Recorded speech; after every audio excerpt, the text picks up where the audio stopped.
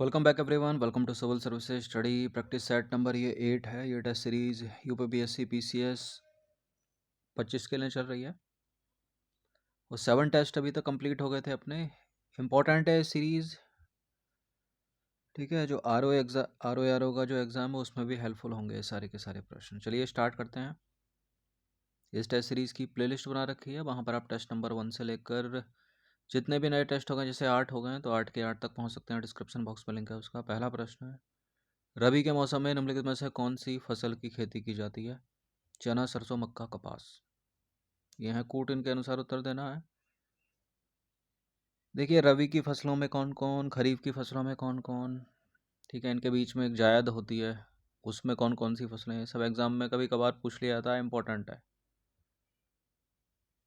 कपास तो खरीफ की फसल है, तो 4 को हटाइए, जहाँ जहाँ 4 है वो नहीं होगा। मक्का, मक्का भी खरीफ की ही फसल है, ठीक है, इसको भी हटा दीजिए। तो इसका आंसर हो जाएगा चना और सरसों, यानी ऑप्शन नंबर ए। गेहूं तो सभी को पता है, रबी है। और चावल या धान खरीफ है, तो बहुत कम उनको रखते हैं क्योंकि उनको सब करेक्ट कर ले जाते हैं। मक्के पे एक प्रश्न आता है कि निम्नलिखित में से कौन सी फसल भारत में लगभग साल भर उगाई जाती है? तो उसका उत्तर मक्का है, लेकिन इसकी काउंटिंग खरीफ में ही होती है। देखिए, यह है फसल ऋतु, ठीक है, यह है समयावधि, यह है फसलें। रबी में कौन कौन सी हैं? गेहूं, जौ, मटर, चना, सरसों। और खरीफ में कौन कौन सी हैं? चावल, मक्का, ज्वार, बाजरा, अरहर, मूंग, उड़द, कपास, जूट, मूंगफली और सोयाबीन। ये सारी की सारी इंपॉर्टेंट है, पूछी जाती हैं। अब इन दोनों के बीच में जायद होती है। इम्पॉर्टेंट ये भी है यहाँ पर, रबी की जो बुआई होती है वो अक्टूबर दिसंबर में होती है और कटाई होती है अप्रैल जून में। खरीफ की बुआई होती है जून जुलाई में और कटाई होती है सितंबर अक्टूबर में। और जायद जो है इन दोनों के बीच में, बुआई और कटाई मार्च और जुलाई तक, यानी रबी और खरीफ के बीच में। इसमें फसलें कौन कौन सी हैं? मौसमी फल हैं जायद के अंदर, सब्जियां हैं और चारा फसलें, ठीक है। देखिए, यूपीपीएससी पीसीएस के लिए फुल टेस्ट सीरीज आप परचेज कर सकते हो। ये नंबर इस पर कॉल या व्हाट्सअप करके, ठीक है। पूरे साल के लिए 249 जो 499 का एमआरपी है, ठीक है, वो 50% डिस्काउंट से आप ज्वाइन कर सकते हो। कुछ ही दिन रहेगा ये ऑफर, फिर 499 ही हो जाएगा। क्वेश्चन नंबर 2 पर आ जाइए। भारतीय चाय बोर्ड के बारे में कौन सा कथन सही है? भारतीय चाय बोर्ड वाणिज्य मंत्रालय के तहत एक वैधानिक निकाय है, इसका मुख्यालय दार्जिलिंग में है। भारतीय चाय बोर्ड, कॉफी बोर्ड इंपॉर्टेंट है, पता होना चाहिए इनके बारे में।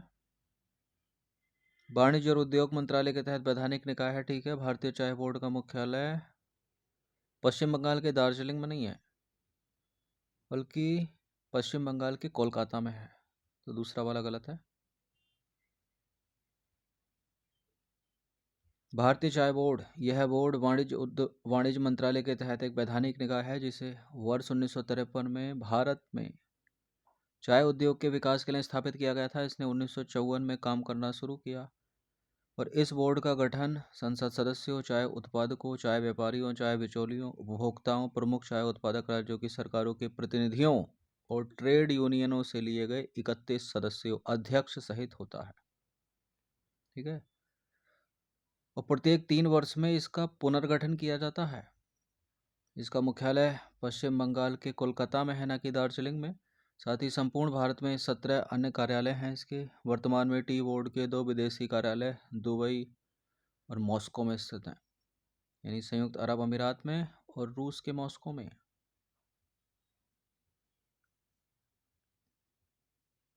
क्वेश्चन नंबर 2 पर आ जाइए, इंपॉर्टेंट है। न्यूनतम समर्थन मूल्य यानी एमएसपी किसकी सिफारिशों पर आधारित होता है? सिफारिश पूछ रहा है। देखिए, एमएसपी की सिफारिश करता है कृषि लागत और मूल्य आयोग, और अनुमोदन करके पूछ ले तो उसका उत्तर होगा आर्थिक मामलों की मंत्रिमंडलीय समिति। न्यूनतम समर्थन मूल्य यानी एमएसपी, यह किसानों को भुगतान की जाने वाली गारंटीकृत राशि है जब उनकी उपज खरीदती है सरकार। यह कृषि लागत और मूल्य आयोग की सिफारिशों पर आधारित होता है, जो उत्पादन की लागत, मांग एवं आपूर्ति, बाजार मूल्य के रुझान, अंतर फसल मूल्य समानता आदि जैसे विभिन्न कारकों पर विचार करता है, तो ए करेक्ट है। कृषि लागत और मूल्य आयोग कृषि एवं किसान कल्याण मंत्रालय का एक संलग्न कार्यालय है और यह जनवरी 1965 में अस्तित्व में आया। ये और भारत के प्रधानमंत्री की अध्यक्षता में जो आर्थिक मामलों की मंत्रिमंडलीय समिति है वो एमएसपी यानी न्यूनतम समर्थन मूल्य के स्तर पर अंतिम निर्णय या अनुमोदन लेती है। इसका उद्देश्य उत्पादकों को उनकी उपज के लिए लाभकारी मूल्य सुनिश्चित करने के साथ फसल विविधीकरण को प्रोत्साहित करना है। एमएसपी के अंतर्गत फसलें कृषि लागत और मूल्य आयोग 22 अनिवार्य फसलों के लिए एमएसपी तथा गन्ने के लिए उचित और लाभकारी मूल्य की सिफारिश करता है। देखिए, अनिवार्य फसलों में खरीफ की ऋतु की कितनी फसलें हैं? 14 फसलें, रबी की 6 फसलें हैं और 2 अन्य वाणिज्यिक फसलें इसमें शामिल हैं।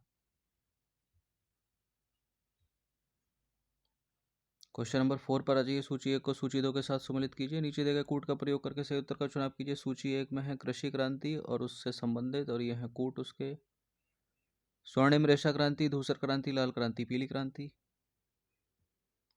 लाल क्रांति टमाटर उत्पादन हो गया, धूसर क्रांति उर्वरक उत्पादन हो गया, स्वर्णिम रेशा क्रांति जूट उत्पादन और पीली क्रांति तिलहन उत्पादन। तो ए का 3 हो गया, बी का 1 हो गया, सी का 2, डी का 4।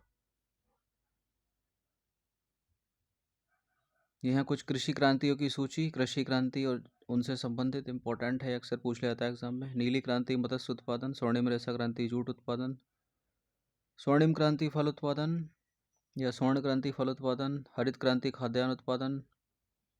ठीक है। भारत में डॉक्टर एम एस स्वामीनाथन और विश्व स्तर पर नॉर्मन बोरलॉग। धूसर क्रांति उर्वरक उत्पादन, गुलाबी क्रांति होगी मांस और मुर्गी पालन, लाल क्रांति टमाटर उत्पादन।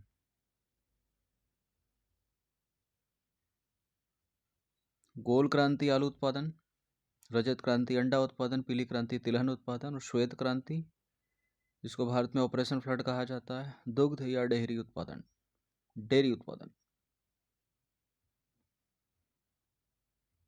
भारत में कृषि के प्रकार के संदर्भ में निम्नलिखित में से कौन सा कथन सही है? चावल और जूट भारत में तर कृषि की मुख्य फसलें हैं। सीढ़ीनुमा कृषि पहाड़ी क्षेत्रों में की जाती है। तर यानी वर्षा की आवश्यकता होगी 200 सेंटीमीटर से अधिक, बिल्कुल करेक्ट है। दूसरा भी ठीक है, दोनों के दोनों सही हैं। ए है इसका आंसर। देखिए, खेती के प्रकार, एक है तर खेती और दूसरी है सीढ़ीदार खेती। तर खेती की बात करें, यह जलोढ़ मृदा वाले क्षेत्रों में की जाती है। जलोढ़ मिट्टी भारत में सबसे ज़्यादा पाई जाती है, जिसको अंग्रेजी में एलुवियल सॉइल बोलते हैं, जहाँ औसत वार्षिक वर्षा 200 सेंटीमीटर से अधिक होती है। यह एक वर्ष में एक से अधिक यहाँ एक वर्ष में एक से अधिक फसलें उगाई जाती हैं, क्योंकि मृदा में पर्याप्त मात्रा में नमी उपलब्ध होती है। इस प्रकार की खेती में चावल और जूट मुख्य फसलें हैं, और इस श्रेणी में पश्चिम बंगाल, असम, नागालैंड, मेघालय, त्रिपुरा, मणिपुर, मिजोरम तथा मालाबार तट आते हैं। तो पहला वाला सही हो गया। सीढ़ीदार खेती दूसरा है, पहाड़ी क्षेत्रों में की जाती है। इन क्षेत्रों में किसान पहाड़ी ढलानों को सीढ़ीदार बनाते हैं। फसल उगाने के लिए मृदा और जल का संरक्षण करना है इसमें, तो दूसरा वाला भी सही है। भारत में इस प्रकार की खेती हिमालय की ढलानों और प्रायद्वीप क्षेत्र की पहाड़ियों पर की जाती है। जनसंख्या के दबाव के कारण भारत के उत्तर पूर्वी राज्यों में, जहां पूर्व में स्थानांतरित कृषि की जाती थी, जिसको स्लैश और वर्ण कृषि भी कहा जाता है, और पर्यावरण के लिए हानिकारक होती है स्थानांतरित कृषि, क्योंकि पेड़ों को काटा जाता है, सफाई की जाती है, वहाँ खेती की जाती है, फिर जला दिया जाता है। वही चीज़ दूसरी जगह की जाती है, फिर इसके स्थान पर सीढ़ीदार खेती को अपनाया जा रहा है। क्वेश्चन नंबर 6 पर आ जाइए। भारत के निम्नलिखित राज्यों पर विचार कीजिए और उन्हें मक्के की खेती के अंतर्गत क्षेत्रफल के घटते क्रम में व्यवस्थित कीजिए। मक्के की खेती के अंतर्गत जो सबसे ज़्यादा क्षेत्रफल है भारत में, वो है मध्य प्रदेश में और कर्नाटक में। तो कर्नाटक तो है नहीं, मध्य प्रदेश को सबसे पहले आ जाएगा। मध्य प्रदेश के बाद है महाराष्ट्र दूसरा, राजस्थान है तीसरा और उत्तर प्रदेश है चौथा। तो इसका आंसर हो जाएगा 2, 1, 4, 3। भारत में मक्के की खेती, मक्का उगाने वाले देशों में भारत क्षेत्रफल में चौथे और उत्पादन में 7वें स्थान पर है।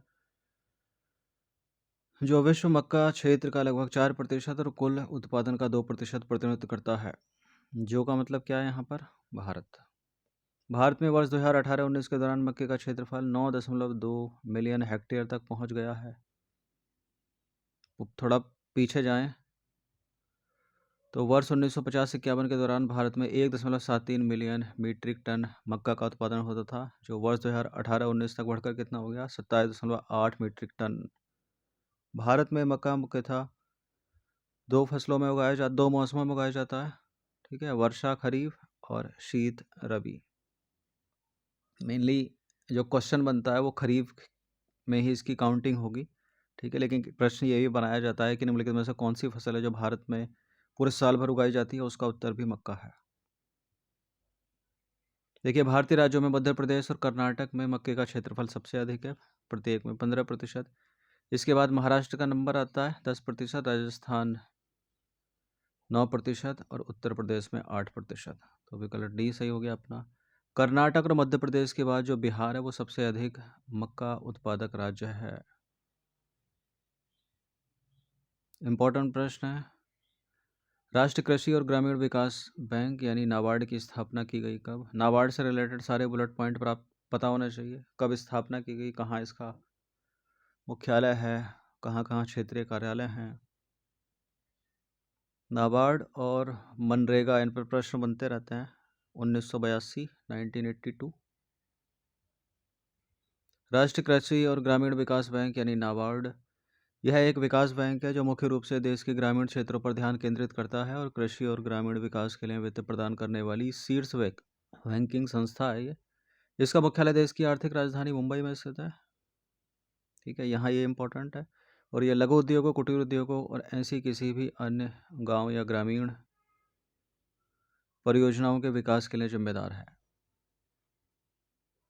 वैधानिक निकाय है नाबार्ड, जिसकी स्थापना 1982 में संसदीय अधिनियम राष्ट्रीय कृषि और ग्रामीण विकास बैंक अधिनियम 1981 के तहत की गई थी, 1982 में। तो ये सारे बुलेट पॉइंट हैं, ये पता होना चाहिए। निम्नलिखित में से कौन वर्ष 2004 में गठित राष्ट्रीय किसान आयोग का अध्यक्ष था? Doctor M S Swaminathan, option number C. राष्ट्रीय किसान आयोग का गठन 18 नवंबर 2004 को प्रोफेसर एम एस स्वामीनाथन की अध्यक्षता में किया गया था, तो विकल्प सी करेक्ट है। कश्मीर हिमालय में जो करेवा संरचनाएं हैं निम्नलिखित में से किसके उत्पादन हेतु उपयुक्त होने के लिए प्रसिद्ध हैं? जाफरान यानी केसर, चावल, गेहूं, बाजरा। इसका आंसर ऑप्शन नंबर ए, जाफरान। अलग अलग कॉम्पिटिटिव एग्जाम में कई बार प्रश्न बने हैं जाफरान केसर के ऊपर और करेवा निक्षेप के ऊपर। कश्मीर हिमालय करेवा संरचनाओं के लिए प्रसिद्ध है, जो केसर के स्थानीय किस्म जाफरान की खेती के लिए उपयुक्त है। केसर की बात करें तो यह एक पौधा है जिसके सूखे वर्तिकाग्र का उपयोग केसर मसाला बनाने में किया जाता है, ठीक है। सूखे वर्तिकाग्र यानी फूल के धागे जैसा भाग है। ऐसा माना जाता है कि इसकी खेती पहली शताब्दी ईसा पूर्व के आसपास मध्य एशियाई प्रवासियों द्वारा कश्मीर में शुरू की गई थी। यह पारंपरिक कश्मीरी व्यंजनों से जुड़ा हुआ है और क्षेत्र की समृद्ध सांस्कृतिक विरासत का प्रतिनिधित्व करता है।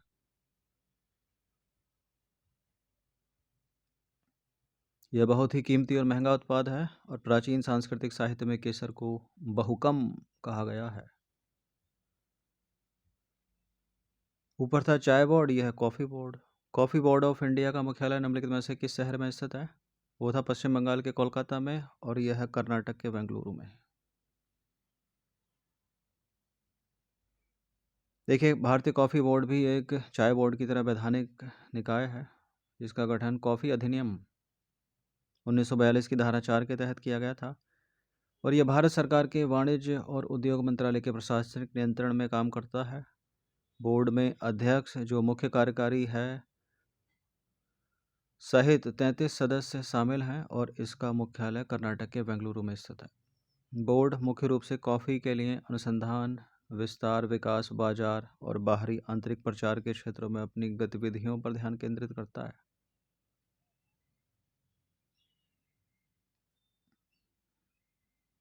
बेंगलुरु सी में है ना? सी होगा यहाँ पर। क्वेश्चन नंबर 11 पर आ जाइए। निम्नलिखित में से कौन सा राज्य उष्णकटिबंधीय गन्ना उत्पादन क्षेत्र के अंतर्गत नहीं आता है? देखिए, भारत में गन्ना उत्पादन के 2 क्षेत्रों में विभाजित कर दिया गया है। एक उष्णकटिबंधीय और दूसरा है उपोष्णकटिबंधीय, यानी ट्रॉपिकल और सब ट्रॉपिकल। तो महाराष्ट्र उष्णकटिबंधीय में, आंध्र प्रदेश उष्णकटिबंधीय में, कर्नाटक भी उष्णकटिबंधीय में है। जो हरियाणा है वो उपोष्णकटिबंधीय में है, ठीक है, क्योंकि नॉर्थ में है, सर्दी गर्मी दोनों रहती है। तो कौन नहीं है? तो हरियाणा ही नहीं है, क्योंकि ये उपोष्ण में आना चाहिए। देखिए, भारत में गन्ने की कृषि के लिए जो महत्वपूर्ण क्षेत्र हैं या जो जोन हैं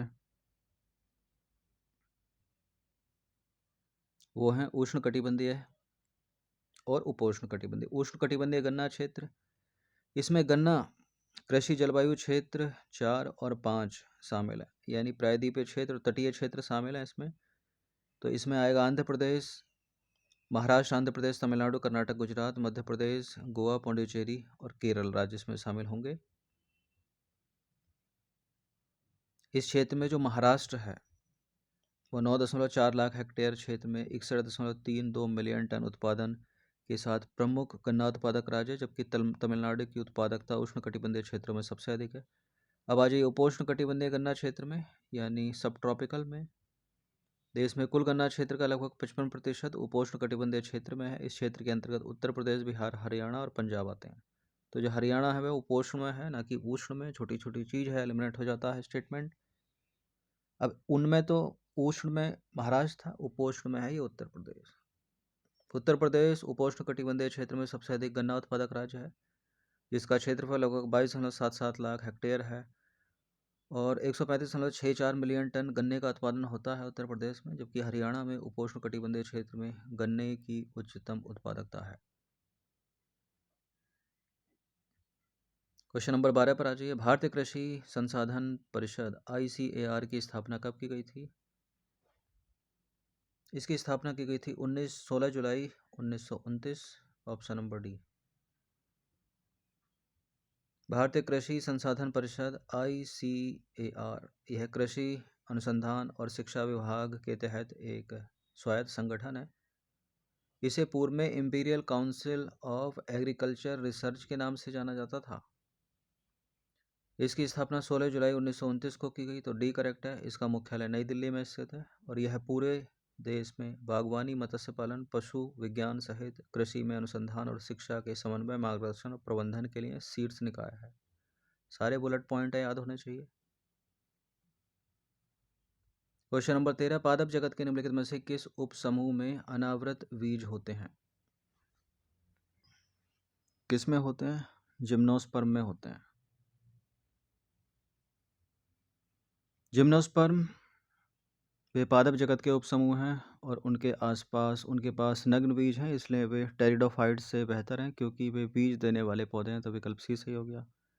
वे एंजियोस्पर्म या फूल वाले पौधों से कमतर हैं, क्योंकि उनके बीजांड एक खुले या नग्न स्थिति में होते हैं। देखिए, वे एक अच्छी तरह से विभेदित पौधे, एक परिसंचरण तंत्र और बीज वाले पौधे हैं।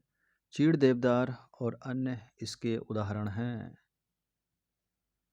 सामान्यतः जिम्नोस्पर्म के पौधे लकड़ी के पेड़, झाड़ियाँ और लताएं हैं। उनमें से कई ज़ेरोफाइट्स हैं, जिसका अर्थ है कि वे वहाँ जीवित रह सकते हैं जहाँ जल नहीं है, जैसे कि रेगिस्तान। कई जिम्नोस्पर्म की जड़ों का शैवाल या कवक के साथ सहजीवी संबंध होता है। उदाहरण के लिए पाइनस की जड़ों का कवक के साथ माइकोराइजल संबंध होता है। क्वेश्चन नंबर 14 पर आ जाइए। 15 प्रश्न एडेड हैं इसमें। पादपों में मौजूद जटिल स्थायी ऊतकों के संदर्भ में निम्नलिखित कथनों पर विचार करेंगे। इसमें स्टेटमेंट होगा जाइलम के ऊपर, फ्लोएम के ऊपर। इन पर प्रश्न बनते हैं एग्जाम में। देखिए, जो जाइलम है, जाइलम यानी जल और फ्लोएम यानी भोजन, इसको ऐसे करके याद रख लीजिए। जाइलम पानी को जड़ों से तने और पत्तियों तक पहुंचाता है। फ्लोएम भोजन को पत्तियों से जड़ों और तनों तक पहुंचाने के लिए उत्तरदायी है। इनको कभी कभार ऊपर नीचे करके भी लिख देते हैं, जो कि गलत हो जाता है। तो जाइलम इज इक्वल टू जल हो गया, बचा फ्लोएम भोजन के लिए हो गया। तो दोनों के दोनों करेक्ट हैं, बी है इसका आंसर। देखिए, पौधों में जटिल स्थायी ऊतकों को जाइलम और फ्लोएम के रूप में वर्गीकृत किया जाता है। जाइलम की बात करें, फ्लोएम की बात करें, तो जाइलम एक जटिल स्थायी ऊतक है जो जड़ों से तनों और पत्तियों तक रस या जल का संचयन करता है। यह पौधों के हिस्सों को यांत्रिक शक्ति भी प्रदान करता है। तो पहला करेक्ट हो गया। दूसरा भी करेक्ट है। फ्लोएम एक जटिल स्थायी संवहनी ऊतक है जो पौधों में जैविक भोजन का गमन करता है। यह पौधों को पत्तियों से जड़ों और तनों तक पहुंचाने के लिए जिम्मेदार है। तो दूसरा वाला भी करेक्ट है।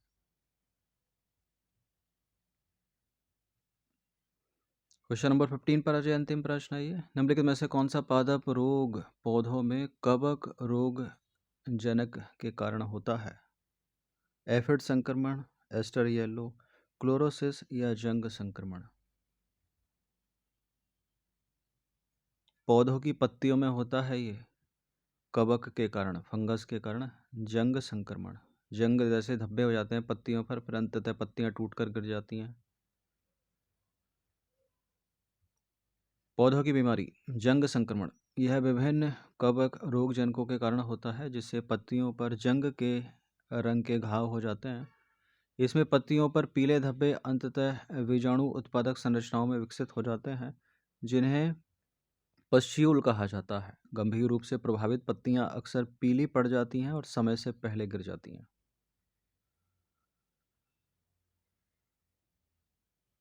देखिए, क्वेश्चन टेस्ट नंबर 8 था, और अभी तक जितने भी हमारे पहले तीसरा, चौथा, पाँचवा, छठा, सातवां, आठवां, इसमें जो ये इंपॉर्टेंट प्रश्नों की सीरीज चल रही है, प्रैक्टिस इनकी करते रहिएगा, ठीक है।